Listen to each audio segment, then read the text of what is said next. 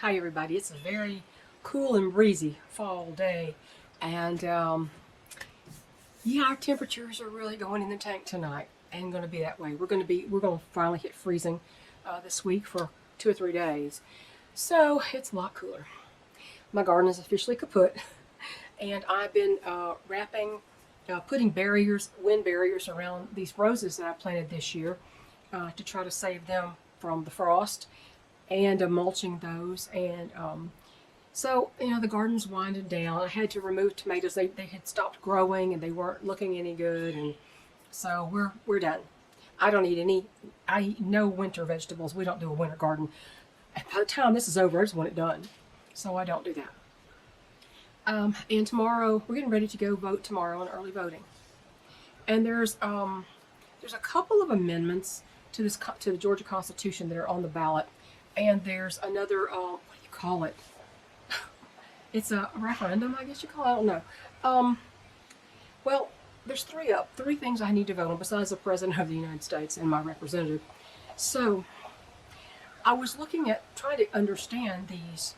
One of them has to do with state tax, property tax exemptions, and they want to make it more equal across the board, and they want it to be tied to the consumer price index. And I'll dump that pesky old millage rate thing or something like that. But in effect, it sounds an awful lot like equity. People were always upset that they were paying so much more taxes, property tax in their county than they would be in others, and they're paying more even though the millage rate didn't go up. And now we want to make it where every increase is a percentage across the board. And I said, that sounds an awful lot like equity, and that also sounds like my taxes as a small area, small locale, small town, very rural town are going to go up, just like the taxes in Atlanta. So I said, I'm not willing to pay for Atlanta's property taxes. If they don't like their tax rates, they can move somewhere else. And if they can't move somewhere else, they just have to deal with it. I should not have to have my taxes raised to pay for Atlanta. Atlanta ruins this entire state. Atlanta is a curse on the state. So that was one of them. The other one is they want to create a tax court.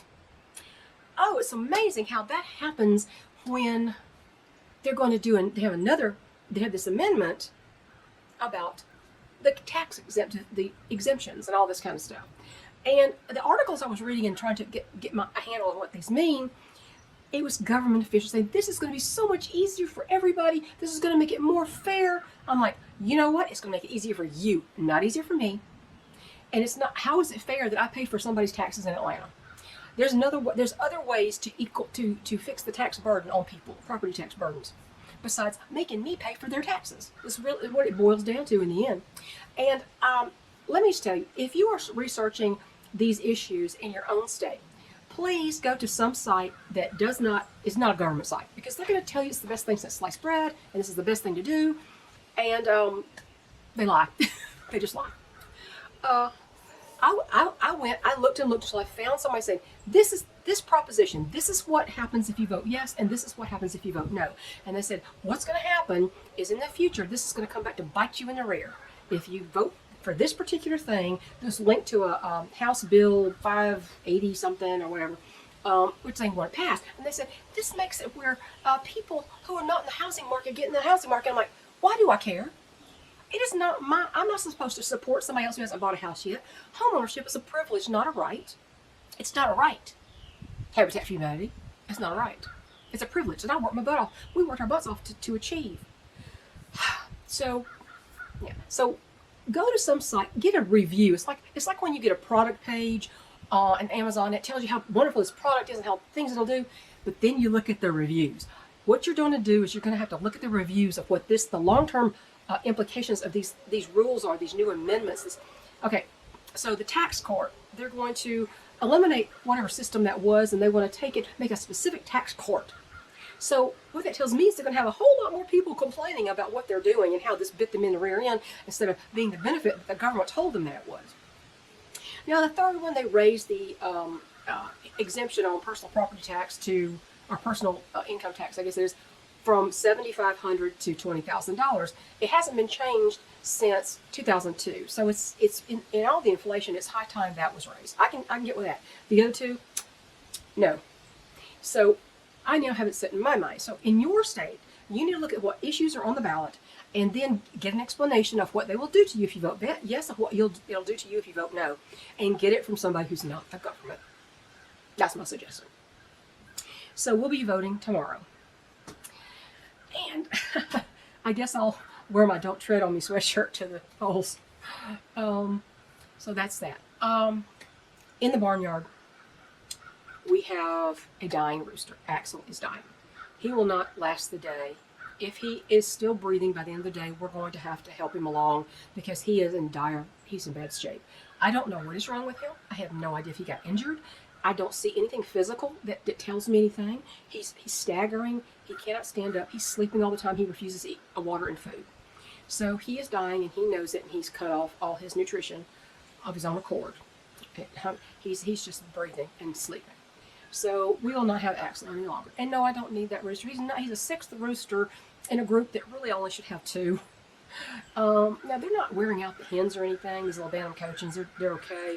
And they get along with each other most of the time. And I don't think Axel got in a fight because he's been getting along so well with everybody.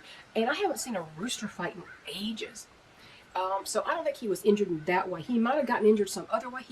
He has an odd neck deformity. His neck bone, instead of coming down, it kind of goes out like this. It has an S curve to it. I think that's a hatch defect. I don't know, he was born, he was hatched, but I think it's a S defect that he's always had.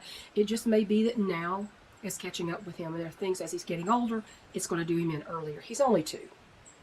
It's way early for him to die, but I mean, there's nothing I can do.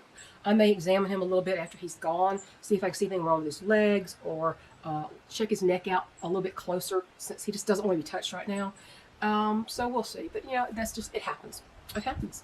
And he doesn't have it's not respiratory, it's not a disease, it's something else. It's something mechanical, or something wrong with his inner workings. And it happens occasionally. It just happens. So, poor little Axel. I was going to do a video, and I did a video, and I decided not to release it. Because it was just beating a dead horse, so to speak, and I hate that term. But it was the hypocrisy of some people that talk about toxic masculinity. And I don't really understand what they mean, but let me tell you my definition of toxic masculinity. It's anything that's not biblical masculinity. Anything that's not biblical marching orders for men as husbands, as fathers, as men of God. Anything that's not that is toxic masculinity. I can tell you some toxic males.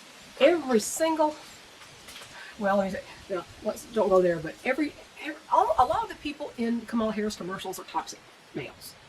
Obama is even not quite male anyway. And Bill Clinton. Oh, that womanizer, the rapist, the guy who got his Secret Service agents to pimp for him. That was and assaulted a young intern in his office, in the Oval Office, and denigrated the office of president. Yeah, so there's some toxic masculinity for you. And then there's the beta males, which I think it's just another form of toxic masculinity. Men who beat up women are not toxic. They are toxic, okay? I get the feeling when they say toxic masculinity, they mean traditional masculinity. Anything that is not traditional masculinity, biblical masculinity, is toxic. And